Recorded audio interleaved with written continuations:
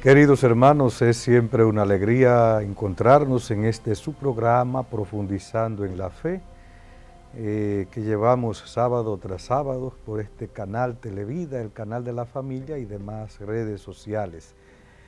Inmediatamente vamos a orar con el Salmo 144, el Salmo que es la oración de Jesucristo y la oración también de la Iglesia. Por eso vamos ahora a ponernos en esta sintonía, implorando siempre la asistencia, la presencia del Espíritu Santo. Que todas tus criaturas te den gracias, Señor, que te bendigan tus fieles, que proclamen la gloria de tu reinado, que hablen de tus hazañas, explicando tus hazañas a los hombres, la gloria y majestad de tu reinado. Tu reinado es un reinado perpetuo, tu gobierno va de edad en edad. Pronuncie en mi boca la alabanza del Señor, todo viviente bendiga su santo nombre por siempre jamás. Nos llama este salmo primeramente a dar gracias a Dios por todos los beneficios. Y no solamente nosotros, toda la creación en definitiva está llamada a dar gracias a Dios. Por eso en el cántico de Daniel también nos habla la palabra, criaturas todas del Señor bendigan al Señor. Y podríamos decir que en la liturgia la creación entera se une en esta acción de gracias. Y no solamente los que vivimos en la tierra, en el santo, con todos los coros de los ángeles, dice el prefacio, nos unimos en este cántico de alabanza al nuestro Dios. Pero no solamente dar gracias, sino también proclamar la gloria de Dios, proclamar las hazañas de Dios, proclamar lo que el Señor ha hecho en nuestras vidas, lo que el Señor ha hecho con cada uno de nosotros. Con cada persona Dios ha tenido una historia de salvación que le renueva, que le fortalece, que le salva, una historia de salvación. Pidamos al Señor que nos dé la gracia de ser personas agradecidas y no solamente agradecidos con Dios. Por eso dice una expresión que agradecer es la memoria del corazón. ¿Cuánto conviene mantener siempre viva esta actitud de ser agradecidos? Uno no debe nunca olvidar todos los beneficios que ha recibido de otras personas. Hay mucha gente por ahí que camina malhumorada porque no sabe reconocer todo lo que Dios en definitiva ha puesto a través de personas, de acontecimientos. Ha sido tanto el beneficio que cada uno recibe, comenzando desde sus propios padres. ¿Cuánto hemos recibido de nuestros padres, de nuestros amigos, de nuestros profesores? Y conviene tener ese gesto de gratitud con las personas, pero sobre todo gratitud con Dios, que en definitiva es quien con su divina providencia nos provee, arregla, podríamos decir, todo para que en la vida no nos falte lo que necesitamos. Bien, queridos hermanos, vamos ahora a tener la lectura del Evangelio de este día. El Evangelio de este día está tomado de Juan 14, 27. En aquel tiempo dijo Jesús a sus discípulos, la paz les dejo, mi paz les doy. No se la doy yo como la da el mundo, que no se turbe su corazón, que no se acobarden. Me han oído decir, me voy y vuelvo a ustedes. Si me amaran, se alegrarían de que vaya al Padre, porque el Padre es más que yo. Les he dicho ahora antes de que suceda, para que cuando suceda crean. Ya no hablaré mucho con ustedes, pues se acerca el príncipe del mundo. No es que él tenga poder sobre mí, pero es necesario que el mundo comprenda que yo amo al Padre y que como el Padre me ha ordenado, así actúo yo. Palabra del Señor. La paz les dejo, nos dice el Señor. Y la paz es siempre un fruto del Espíritu Santo. Cuando hay una persona que tiene el Espíritu de Dios, es una persona de paz. Es una persona que transmite paz. Es alguien que en medio también de las circunstancias no se turba. Dice el Señor que no se turbe su corazón, crean en Dios, también crean en mí. Cuando tenemos esta fe nos da esa seguridad, nos da también esa paz que solo Dios puede dar. Vivimos en un mundo tan aprisa, con tantas solicitudes, con tantas cosas que no se necesitan, que nos quitan la paz. Este mundo de consumo, de vanidad, de tantas realidades que en definitiva podríamos decir no cuentan y que lo que hacen más bien es como quitarnos esa gracia, ese don que viene de Dios. Y no solamente estamos llamados a vivir en esta paz, sino también a transmitir la paz, a ser portadores de paz. De hecho, es el saludo que el cristiano debe dar cuando llega a una casa. Paz a esta casa, paz a ustedes. Era el saludo apostólico.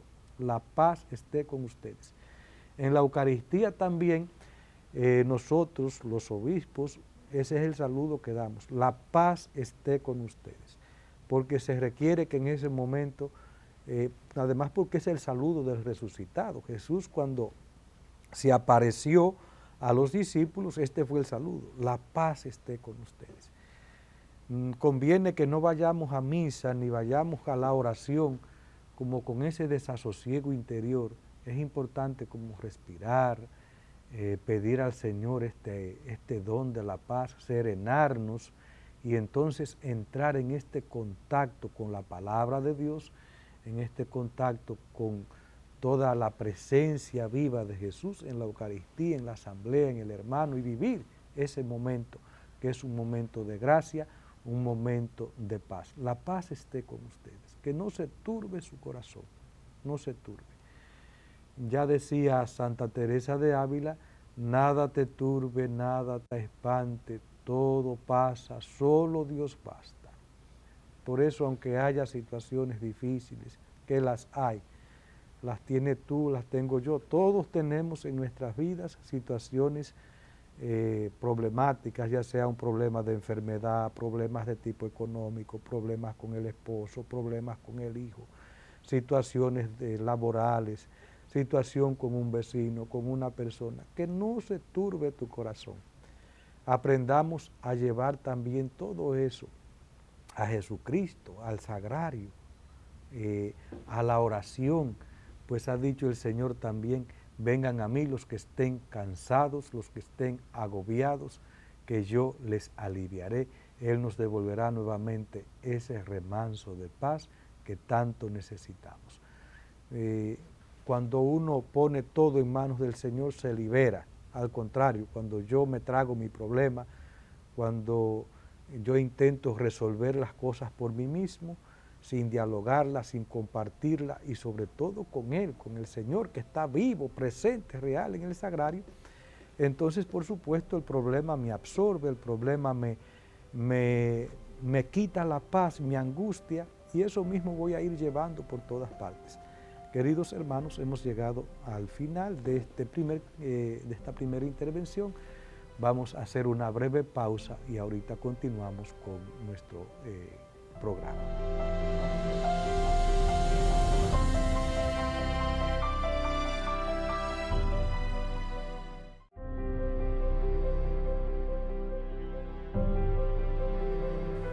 Bien, queridos hermanos, continuamos con nuestro programa. Hemos estado viendo el misterio de la resurrección de Jesucristo.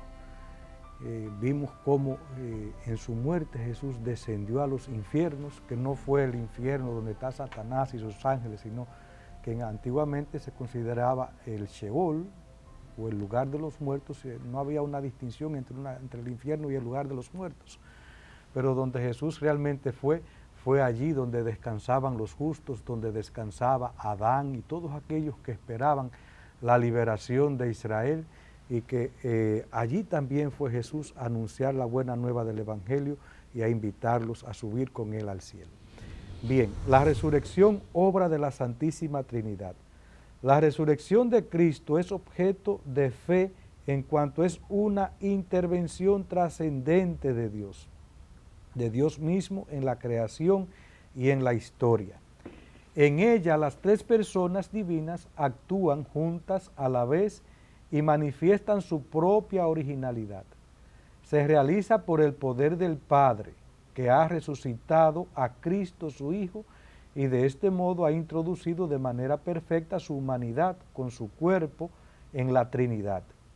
Jesús se revela definitivamente Hijo de Dios con poder según el Espíritu de Santidad por su resurrección de entre los muertos. San Pablo insiste en la manifestación del poder de Dios por la acción del Espíritu que ha vivificado la humanidad muerta de Jesús y la ha llamado al estado glorioso del Señor. Decíamos que la resurrección es un acontecimiento histórico porque hay unas señas históricas, está la tumba vacía, como decía, están las apariciones del resucitado. Jesús mismo le dice a María, mira, suéltame porque todavía no he subido a mi Padre, pero también es un acontecimiento trascendente porque se trata de una intervención, podríamos decir, profunda, única de Dios, así como Dios interviene de manera milagrosa en los grandes acontecimientos de la historia, como fue el caso de la creación, donde Dios sale de su silencio y pronuncia una palabra que crea, o cuando libera al pueblo de Egipto. Ahora también en el momento de la resurrección es un momento, podríamos decir, una intervención extraordinaria, única, poderosa, del único Dios vivo y verdadero. Pero lo que estamos viendo, la resurrección es obra de la Santísima Trinidad, porque donde está el Padre está el Hijo y donde está el Hijo está el Espíritu. Está el Espíritu. Por tanto, allí actúa, Jesús resucita porque el Padre lo ha resucitado, el Padre lo ha levantado. Pero no solamente el Padre lo ha levantado, sino que Jesús también, la resurrección es obra de Jesús en cuanto que es Dios. Por eso dice Jesús, a mí no me quitan la vida, yo la doy, yo la entrego, tengo poder para entregarla y poder para recuperarla. Por tanto, la resurrección, obra de Dios Padre que lo ha resucitado, pero también obra del propio Hijo que ha entregado su vida libremente y la ha recuperado también libremente. Y es obra del Espíritu porque ha sido por la gracia, por la fuerza del Espíritu, que Cristo ha sido resucitado de entre los muertos. El Espíritu de Cristo que luego también, el Espíritu de Dios, ese Espíritu que luego también es enviado a la comunidad apostólica. Por eso confesamos en el credo que el Espíritu ha sido enviado por el Padre y el Hijo, por el Padre y el Hijo, promesa de Dios.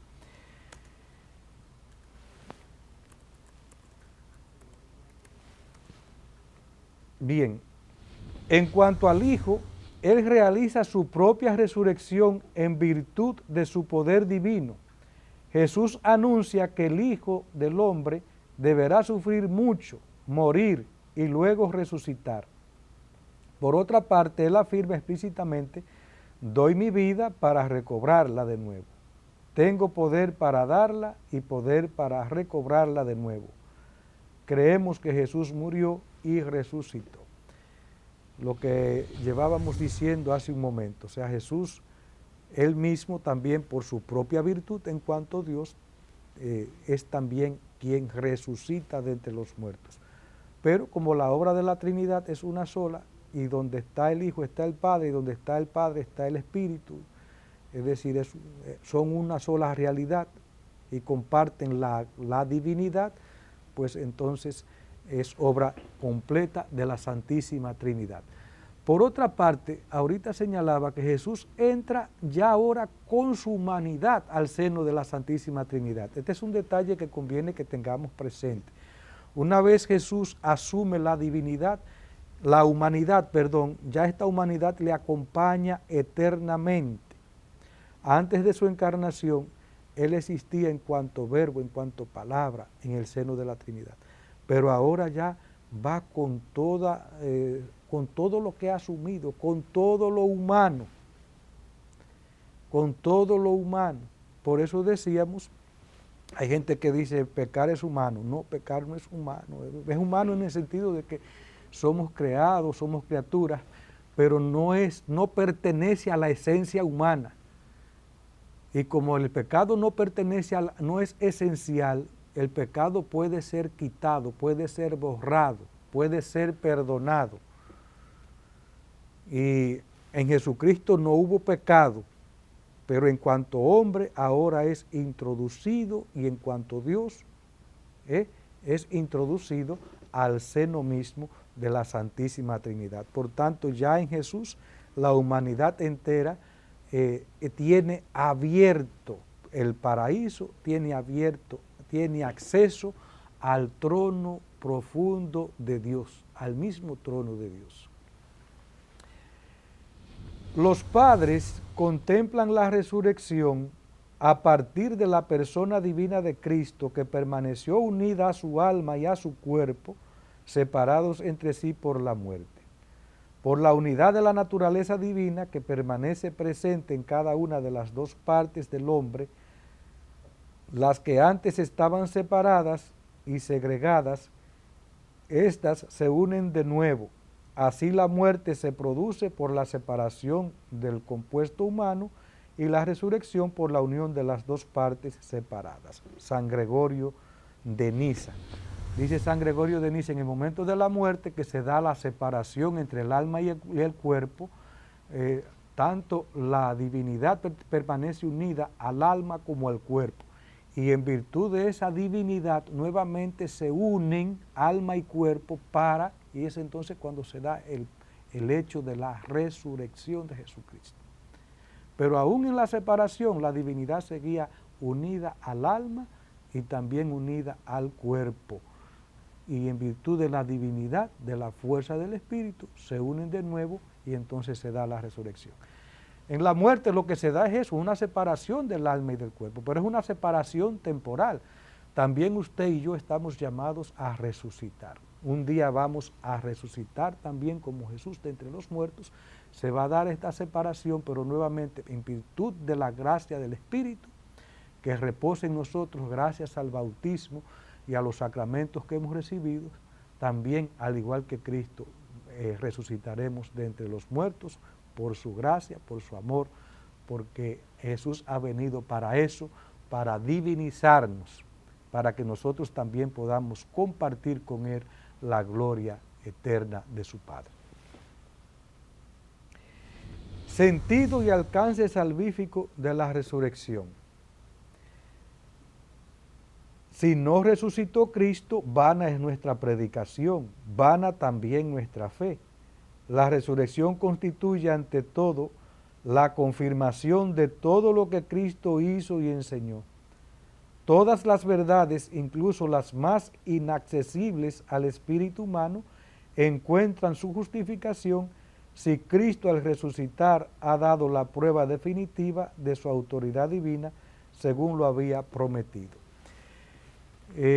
Lo que da sentido a toda la vida de Cristo, lo que le da armonía, lo que le da, podríamos decir, esplendor a todo lo que Cristo hizo y enseñó, es el hecho de su resurrección. Jesucristo resucitó, pero no solamente le da unidad a la vida de Cristo, también a la vida cristiana.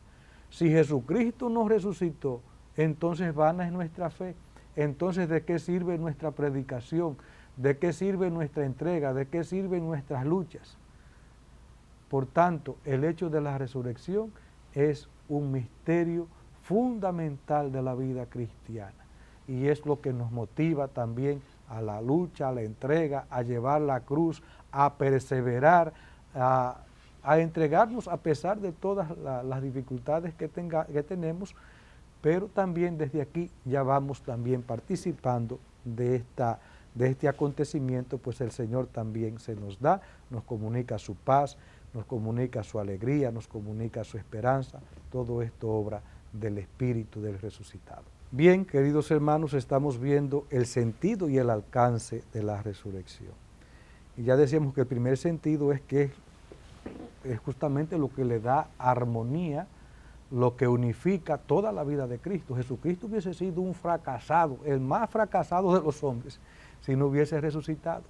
Pero también nuestra fe no tendría sentido sin la resurrección, porque entonces ¿de qué vale el sacrificio? ¿De qué vale vivir el Evangelio? ¿De qué vale asumir la cruz? Vivir el Evangelio no es fácil.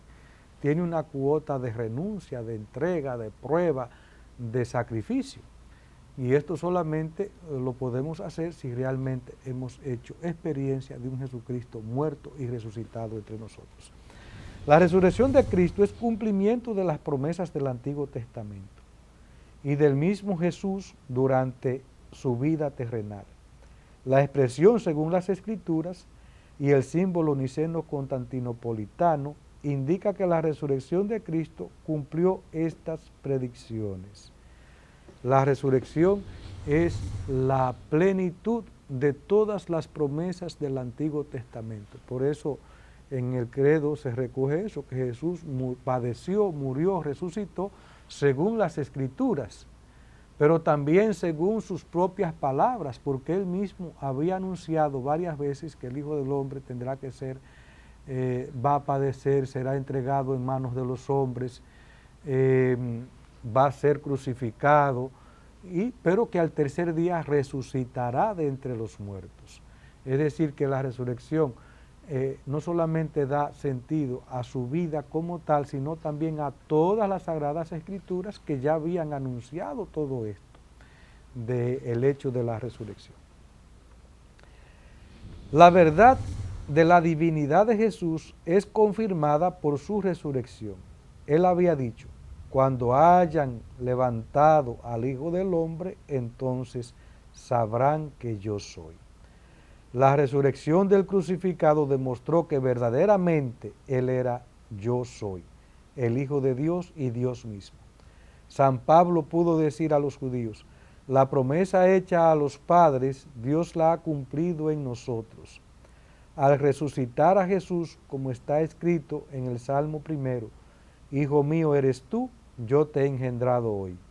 La resurrección de Cristo está estrechamente unida al misterio de la encarnación del Hijo de Dios, es plenitud según el designio eterno de Dios.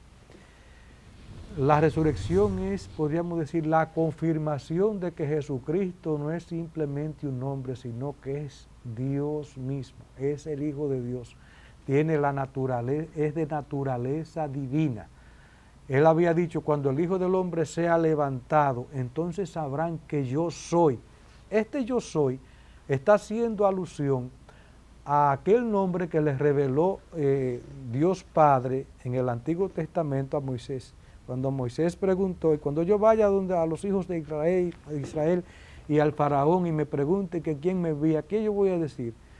Dile que yo soy el que soy. Dice Jesús: cuando el Hijo del Hombre sea levantado, y este levantar se refiere primeramente a la cruz. Recordemos que aquel centurión, cuando le cayó la sangre al traspasar el corazón de Jesús en su cuerpo, y al ver la muerte de Jesús, dijo: verdaderamente este hombre era Hijo de Dios. En ese primer levantamiento, ahí ya se muestra a Jesucristo como verdadero Hijo de Dios, pero sobre todo cuando resucita de entre los muertos. Sabrán que yo soy, cuando sea levantado, entonces sabrán que yo soy, es decir, que es Dios. Ya no solamente la Virgen tendrá plena conciencia de que su Hijo es de naturaleza divina, sino que también los apóstoles ahora y los discípulos van a comprender, a entender a Jesucristo como Hijo de Dios. El mismo Tomás, después de su duda, tiene esta gran profesión de fe: Señor mío y Dios mío. Quizás antes para Tomás Jesús podía ser un gran profeta, un hombre grande en obras y palabras, pero no era Dios. Pero ahora, después de la resurrección, cuando ve la presencia misma de Jesús que se hace presente a pesar de las puertas estar cerradas, de una manera sumamente nueva, misteriosa, inexplicable, porque sobrepasa toda razón, ahora Tomás dice: Señor mío y Dios mío. en quien creo y en quien espero, es decir, le confiesa como hijo de Dios. La resurrección es la exaltación de Jesús, por tanto el levantamiento de Jesús, la confirmación de que no es un simple hombre, sino que es Dios. Por eso la resurrección, el misterio de la resurrección, está en plena sintonía con el misterio de la encarnación de Jesucristo. La encarnación. Así como Él se encarnó por obra y gracia del Espíritu Santo, ahora también Jesús resucita en cuanto Dios, en cuanto el Padre también le levanta, en cuanto lleno, pleno del Espíritu Santo. Hay un doble aspecto en el misterio pascual. Por su muerte nos libera del pecado, por su resurrección nos abre el acceso a una nueva vida. Esta es, en primer lugar, la justificación que nos devuelve a la gracia de Dios, a fin de que al igual que Cristo fue resucitado de entre los muertos, así también nosotros vivamos una vida nueva.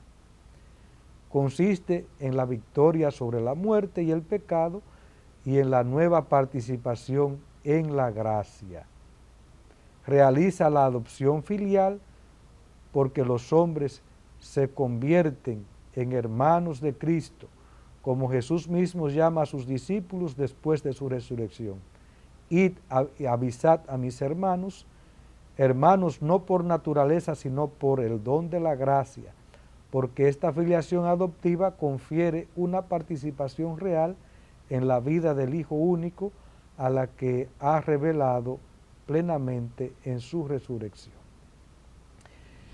Bien, el misterio pascual, nos dice el catecismo, tiene un doble efecto. Primeramente, nos quita el pecado. Con su muerte Jesús destruye la muerte, pero la muerte es el fruto del pecado. Pero no solamente tiene este fruto, la Pascua de Jesucristo, sino que nos constituye realmente en hijos de Dios. Es decir, le añade un plus, no solamente nos justifica, sino que nos constituye en hijos de Dios, la resurrección de Jesucristo. Por eso Jesús dice, vayan y anúncienlo a mis hermanos, usa el término de hermanos. Naturalmente somos hijos de Dios, no por naturaleza, sino porque al concedernos Jesús, el Padre, el Espíritu, su gracia, entonces somos divinizados, somos configurados con Cristo, participamos ya de esta naturaleza divina y nos hacemos entonces coherederos con Cristo. Queridos hermanos, hemos llegado al final de esta primera entrega. Pedimos al Señor que nos renueve, que nos llene de su gracia, de su luz, de su espíritu, y que bendiga a cada hogar, bendiga a cada familia, bendiga a cada hijo, a cada papá, a cada mamá, bendiga sus empresas, sus metas, sus propósitos. Que les bendiga Dios Todopoderoso, Padre, Hijo y Espíritu Santo. Amén.